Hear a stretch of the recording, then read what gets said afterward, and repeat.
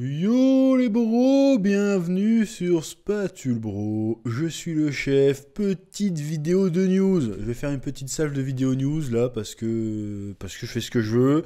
Première news, plutôt intéressante, hein, on parle dans le domaine manga animation. Apparemment, il semblerait que nous allons avoir droit à une adaptation animée de Sandland. Et tu vas me dire, Sandland, le manga culte. Non, les trois quarts d'entre vous ne savent probablement même pas ce que c'est Sandland. C'est un manga, un one-shot d'Akira Toriyama sorti il y a presque une vingtaine d'années. Hein. Ça a dû sortir en 2005-2006, peut-être que j'exagère, mais je crois que c'est vers ces eaux-là que c'est sorti. Un one-shot d'Akira Toriyama, qui est assez passé inaperçu en vrai. C'est pas ce qu'on appelle un manga culte, qui va sortir en animation.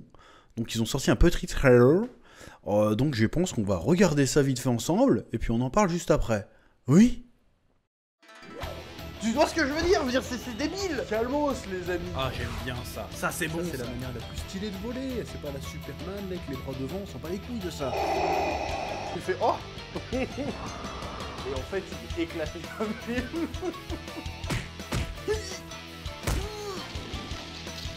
Je sais pas ce qui m'a pris là. Là, j'ai craqué.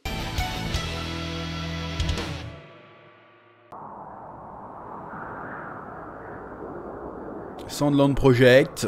Ok. Bon, ça a l'air d'être l'animation en mode Dragon Ball Super Hero là. Ok, donc c'est un monde désertique, comme dans le manga bien évidemment.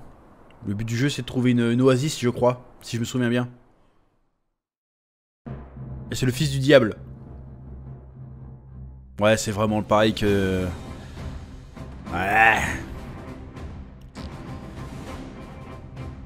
Ça fait cinématique Xbox 360 quand même, hein. Mais bon, vas-y.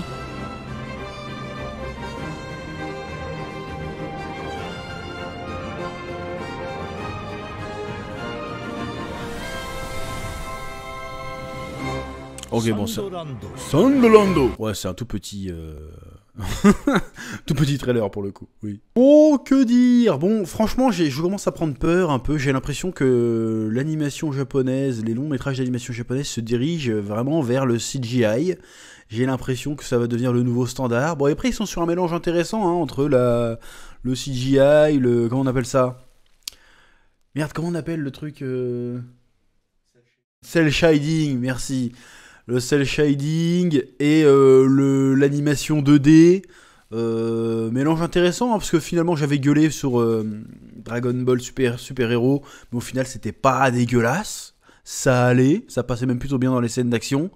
Mais bon, encore une fois, j'ai un frein idéologique. Pour moi, l'animation japonaise c'est en 2D. C'est toute une culture, toute une tradition qui part à la poubelle. Bon après il faut que ça évolue, tu me diras. Mais déjà le prochain film Slam Dunk ça va être ça aussi. Après je suis pas spécialement fan de Slam Dunk. À vrai dire je suis pas du tout un fan de Slam Dunk parce que je connais très peu le manga Slam Dunk. Je l'ai lu quand j'étais petit, mais j'étais petit. En mode j'ai lu je crois que c'était à l'époque. Peut-être que je dis des conneries, c'était peut-être pas j'ai lu du tout. Enfin peu importe. Je suis pas un fan de Slam Dunk de base, mais quand même ça fait chier que ça soit en CGI quoi. Même même si on peut trouver ça bien fait ou pas, c'est un peu embêtant. Ça m'inquiète un peu que ça soit ça le futur de l'animation, que ça devienne le nouveau standard. C'est relou. Et je me rends compte que j'ai pas tellement d'arguments contre à part dire que j'aime pas ça. Mais bref, donc je suis assez surpris de voir une adaptation de Sandland. Parce qu'il me semble que le manga n'avait pas fait spécialement sensation, hein. À l'époque, même parmi les fans de Dragon Ball, il y en a très très peu que j'ai croisé dans ma vie qui avaient lu Sandland. Moi j'ai tout lu ce qu'a fait Toriyama parce que je suis un fanboy, mais... Parce que Sandland en vrai, c'est une petite histoire d'aventure plus humoristique qu'autre chose, hein. On n'est pas sur un récit épique avec des retournements de fou ou quoi que ce soit. On est plus proche d'un Jaco que d'un Dragon Ball, hein. Même si on retrouve des designs très ressemblants, évidemment, hein, avec le diable qui ressemble beaucoup à Dabla. Voilà, il y a un peu de bagarre, il me semble. Parce que je te dis, ça fait très longtemps que je l'ai pas lu. Hein. Mais c'est pas non plus la grosse quête épique de fou. On est plus dans le Toriyama chillax, le Toriyama tranquille, qui fait des petits jeux de mots et des trucs comme ça, hein, il me semble. Donc j'ai envie de dire, pourquoi pas. Mais il y a un autre truc dans le tweet qui a été annoncé, dans les news qu'il y a eu là, qui me met la puce à l'oreille. Il y a un autre truc qui me met la puce à l'oreille.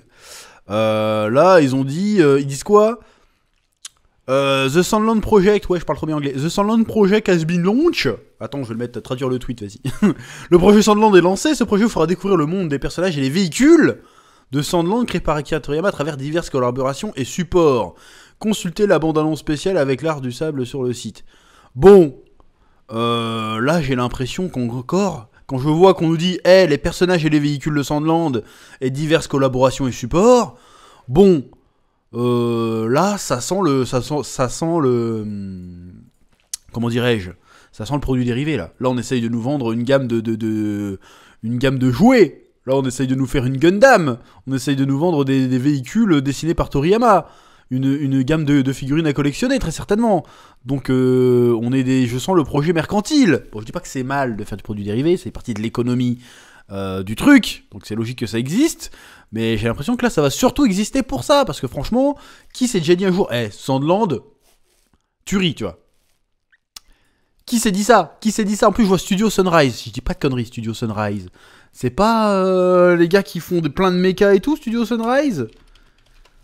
Si je dis pas de bêtises. Attends, je vais regarder là, je regarde sur... je regarde sur Wikipédia là. Qu'est-ce qu'ils ont fait là dans les années 90 par exemple, Sunrise, ils ont fait quoi? Si, ouais, bah si. Non, Sunrise, ils ont fait City Hunter, Mobile Suit Victory Gundam. Ouais, ils ont fait les Gundam, ouais, bah c'est ça. Donc, Vision d'Escaflowne, Cowboy Bebop. Cowboy Bebop, à la base, c'était aussi pour vendre À la base, ça existe pour vendre des maquettes de vaisseaux, hein, Cowboy Bebop. Donc là, je sens quand même le projet de tiens, on va essayer de revendre des petites voitures, des conneries. J'ai envie de dire pourquoi pas, mais je m'attends pas à avoir une masterclass. Là, ça sent vraiment le projet fait pour vendre des trucs. Ce qui n'est pas un mal en soi, hein, mais c'est juste que de toute façon, Toriyama, t'as l'impression qu'il a besoin d'oseille. Il a dit vas-y, on va prendre Sandland. Mais quitte à faire ça, adapter Nekomajin Z, ça peut être marrant. Même après, je sais pas si c'est canon avec Dragon Ball Super, mais ça peut être marrant, par exemple. Bref, en tout cas, Sandland. Bon, je vous invite à découvrir le manga aux éditions Glénat, qui est sympathique, mais tu te dis, ouais, est-ce que ça vaut vraiment le coup? On verra bien s'ils vont nous sortir s'ils vont nous sortir des maquettes, mais je le sens venir. Mais voilà, donc c'est une news plutôt marrante. Voilà, je te laisse le soin de me dire ce que t'en penses en commentaire, hein, comme d'habitude. Un petit pouce bleu. Et puis, je te dis à très bientôt sur Spatule Bro. Oui.